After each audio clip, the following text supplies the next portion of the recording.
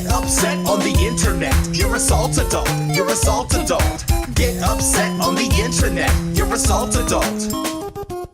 Throwing out a hissy fit, your views ain't in the millions, and every up and comer is a threat to what you're dealing. And instead of getting better, you just spout up on your Facebook, crying on your Twitter bit about how bad your case look. In case you didn't get it yet, allow me to rephrase it. You're more than my 4-year-old, I'm actually amazed. Like you couldn't even see the forest for the trees. The writing's on the wall, literally there to see. How you getting salted, a culture blowing up, man? I think there was a point where you stopped growing up, man. Instead of showing up, man, irrationally mad. Don't appropriate impression like the latest fashion fad. It isn't cool or funny to be acting like an edgelord. You alienate friends, pushing closer to the edge more. I don't know how to say it anyway to make it clear. If you're the one unhappy, then the problem's in the mirror. Get upset on the internet, you're a salt adult, you're a salt adult. Get upset on the internet, you're a salt adult. The net is a repository for the vast expanses of human knowledge and all the technological advances. And I can't say enough how you gotta be open-minded. Cause if you're looking for a fight, then you damn well find it. An axe needs grinding, you're not alone. There's a million other nerds who can bitch and moan and groan about how there's a release date delay of the new game. Man, decrease the cliche of your neckbeard. I'm afeared of the intensity of your love for two characters. You claim I've got some chemistry and they belong together every other. Hi everybody and welcome to the Retro Station 1989. I'm Commander Dan, commander and lone human inhabitant aboard the Retro Station. With me, as always, are Margo, the station's AI, Cambot Jr., who runs the camera. Hi, Cambot. That's right, and Splat, who's ready to always help out, and welcome back to the Retro Station, and welcome to Superhero Summer. That's right, this week we're going to check out a license that if you're a 90s kid, you actually know really well already, but may not know everything about it, and so we'll get started with... Commander Dan, I've locked on to Planet X's frequency, but we're mostly getting advertising, which is strange. What kind of advertising? Is it toys? Is it video games? All right. Easy, fellas, easy. Let her finish. Dude, so Margo, is it toys? Exasperated audible sigh. Negative, Commander. It sounds like political advertising. Whoa, for what office? Supreme Leader of Planet X, Commander. You know, I wonder if that's what the sponsors were going to be talking about with us. Anyway, Cambot, capture a couple of those ads, and Margo, try and open the comms channel so we can reach out and find out what this means for the Retro Station. In the meantime, let's get started with Superhero Summer. Normally, I try to give general context in this opening bit to give you an idea of what the franchise was about and why it was deemed worthy of a video game translation. In terms of snack foods and beverages, it's hard to explain why a logo became a cool spot and then two different kinds of video games. But in this case, it's even more difficult when you take into consideration this franchise wasn't meant to be a franchise at all. It was a satire on the cliches about franchises being birthed from superheroes and comics. So, let's just start in the year 1986. The 80s are in full swing. But in the comics world, DC had just destroyed and rebuilt their universe with the first of many crises. And Marvel just waged their first secret war. An 18-year-old Ben Edlund, young customer of New England Comics and budding illustrator, created a mascot for their store's newsletter, The Tick. The Tick was then featured in the newsletter over 2 issues, which would go on to be reprinted as The Tick #1. The store financed the comic in 1988, and a 4-issue miniseries came about from that, and it's been reprinted billions of times now. The first story arc was both an origin for the Tick, but not really, and spoofed Daredevil, Superman, edgy heroes like Wolverine, and the Punisher, and the character of the Chainsaw Vigilante. I first encountered the Tick comics from my friend Lauren's brother Josh, who had the Tick Omnibus #1, which made me laugh hysterically at the Tick nearly outing Clark Kent as Superman by seeing how easy it is to have a secret identity. And The Night of a Million Zillion Ninjas, which had become a real staple of comic books in the mid to late 80s, especially in my favorite comic at the time, Daredevil, and also Batman. Like the Ninja Turtles and Eastman and Laird before him, Ben Edlund, through the Tick, found Frank Miller's overwrought usage of monologue and the relatable version of Superman from John Byrne's Man of Steel reboot a bit silly, and so poked fun at the new tropes in this post-crisis world of comics.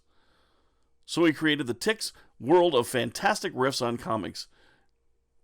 Not Gotham City, not Metropolis, but just the city. Paul the Samurai, Arthur, the Man-Eating Cow, the Chainsaw Vigilante, villains like Chairface Chippendale, and a side character named Oedipus, who's basically the stand-in for Elektra from the Daredevil comics. And by the way, that name is a joke that you'll only get if you took any kind of a literature course in your whole life. I'll let you find out what the joke is there. It's very good. Folks, this comic is witty, hysterical fun, and I gotta say, it's worth noting that it's one of yours truly's favorite damn comics ever. The book here is $40, but the game we're going to talk about can be found for a little less than that. This is the Tick Omnibus. Well, it's all the Tick comics written and illustrated by one of my idols, Ben Edlund. And we're going to talk about the comic and the cartoon that spawned it in a bit. But I'd like to first talk about the man whose wry wit and simple love of comics was one of the catalysts for yours truly to try his hand at illustration, with pretty impressive results if I do say so myself. Okay, tooting a horn here, this is me, wearing a shirt I designed for professional wrestler Shane Hurricane Helms, and this is before my being welcomed aboard the Retro Station as its commander. I'm the line artist for this tabletop role-playing game, this game here, Icons, a game where a few six-sided dice and imagination, and you and your friends can create superhero epics of your own. This is a plug, by the way, for that comic. Head to drivethroughrpg.com to get your copy today. Anyway, I'm a professional illustrator and got my start making goofy 12-panel comics for my friends in high school. My sense of humor as far as comics go was honed and fed by things like Milk and Cheese, but before that, Ben Edlund's big blue hero, the Tick. Suffice it to say, I have been a Ben Edlund fan for a long damn time. But here's the funny thing. You may have already been a fan of his as well, and not even known it. Ben started in comics, but his writing and producing credits? Dude. Titan AE, Firefly, Angel, The Venture Brothers, Star Wars The Clone Wars, Powers, the Tick's television incarnations, the cartoons, and the live action, Gotham. If it was something on television that was too cool and funny to be true for very long, Ben Edlund probably wrote it or produced it.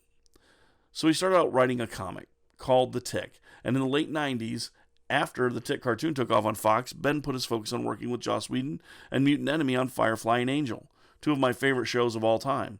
And if you haven't seen them, check them out. If ever there was a tone the Whedon versus set, Ben Edlund has mastered said tone. And right now, as I'm talking, Ben and all of the other writers of the WGA are on strike. They want fair wages and being cut into the profits from streaming and to prevent their jobs from being outsourced to robo-plagiarists and hacks with access to same. Space Pirates, this is serious. I'm a writer, I'm an author, and hopefully a screenwriter of films later on, but also I screenwrite this show. I'm not part of the WGA yet, but I stand in solidarity with folks I hope to join in that profession one day. So, hashtag WGA Solidarity and hashtag pay the writers, man. Enough of this fawning praise. Let me slam the guy once to maintain my journalistic reviewer integrity. Okay, this. This shirt makes him look like a bankrupt pirate mime. There. It hurts to tell the truth sometimes. So, Ben Edlund, creator of The Tick, the comic, in 1990 decided to create an animated series. What could be more natural? Well, the game we're reviewing here is not based on the comic. Rather, it's based on this cartoon. Whew. Well, in 1990, there was a different animated short that Ben Edlund and eventual co-showrunner Christopher McCulloch produced when Sunbow Entertainment, that's right, G.I. Joe and Transformers, Sunbow Entertainment, wanted to bring the Tick from the comic pages to the Saturday morning kids cartoons. Of course, some of the more risque elements had to be excised from the comic, which meant Oedipus was transformed into American Maid, and while they kept the man-eating cow, they refrained from having the ravenous beast eat a villain on the show. But we did get Chairface Chippendale. We got new villains as well, like El Cid and Mucilage Man and Dinosaur Neil, and the Mad Midnight Bomber, What Bombs at Midnight, one of the greatest villain names of all time. This cartoon ran for 3 seasons, between 1994 and 1996, with a total of 36 episodes. The quality stayed strong throughout each season, but the audience kind of dwindled and aged out of the absurdity and lunacy and cheesy fun of the Tick, and besides, at that point, superheroes were taking a more serious turn with Batman, the animated series, and Superman, and the upcoming Justice League. So the Tick had his time in cartoons, and more than that, but superhero cartoons were becoming a little more serious. There are a pair of unrelated Tick live-action shows that came out in the early 2000s, and a 2-season series that came on in 2016, ran until 2019, starring Peter Serafinowicz as the Tick. The one from the early 2000s starred Patrick Warburton as a more goofy version of the Tick, and it was more like a watered-down Seinfeld where the actors wear superhero costumes. It doesn't take a rocket surgeon to realize that a superhero show that don't take the concept of superheroes seriously isn't going to last but half a damn season. Especially on Fox, who loves genre television unless it does 1, cost too much, or 2, doesn't garner ratings. Then they cancel it. Luckily, we got 3 seasons of the Big Blue Hero on cartoons, and of Arthur as well. And folks, there's only one word to contain all my joy over that fact. Spoon! Now, the Tick went through a bit of fan mania. There were toys, trading cards, Happy Meal toys, and of course, there was a video game. The one we're evaluating is The Tick for the Super Nintendo by Software Creations and Fox Interactive. They gave The Tick a license to protect the city, but we're going to evaluate whether or not the big guy has a license to play. Let's check it out. Now let's try not to get angry. This is what I'm literally typing as the first sentence of this evaluation. I don't know if I'll manage it.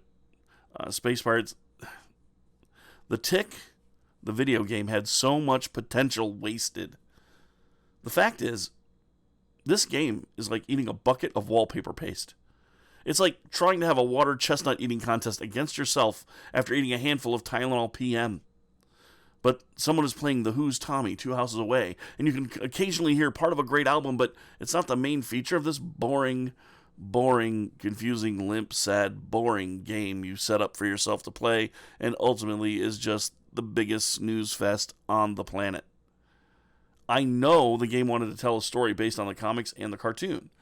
So what I'll do is try and translate this game's beige paint version of the comic stories they're trying to tell, with panels from the comic showing what they're trying to do, I guess.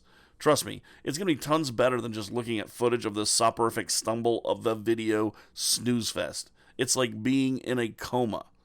Anyway, moving to this game here. Look, Stage 1, Night of a Million Zillion Ninjas, which should be the name of this whole friggin' game. You will fight a lot of ninjas, all barely different from one another, and apropos of nothing, because there's nothing to tell you anything about this game. Oedipus is in the first title card here, but doesn't appear again. In the comic, she's a turncoat ninja who betrays the district manager of Ninja World and steals the mystical Thorn of Oblivion, which is fated to destroy all ninjas when itself is destroyed. Yeah, it's a pretty deep story. It's a bunch of crap. The district manager is a lesser boss in the comic, who doesn't appear in the cartoon at all, and yet is the boss battle after what feels like 9,000 years of beating up the same 4 idiot ninjas across the most bland, non-levels video game history has to offer. I would rather play Microsoft Solitaire using only text-to-speech, okay, than play this game again ever in my life. Also, the Thorn of Oblivion is the reason Paul the Samurai is in the game as well, or in the story at least. In the game, he just shows up. Why is he armed with a long loaf of bread? It's actually his katana, which he baked into a loaf of bread to get it past customs. This is a funny joke for pre-9/11, but one they don't even talk about in the game at all. He's not even in the cartoon, so you have no idea who this guy is. There are 0 cutscenes. Do you understand what that means? There's nothing explaining anything in this game, unless you're a Tick fan, which I am.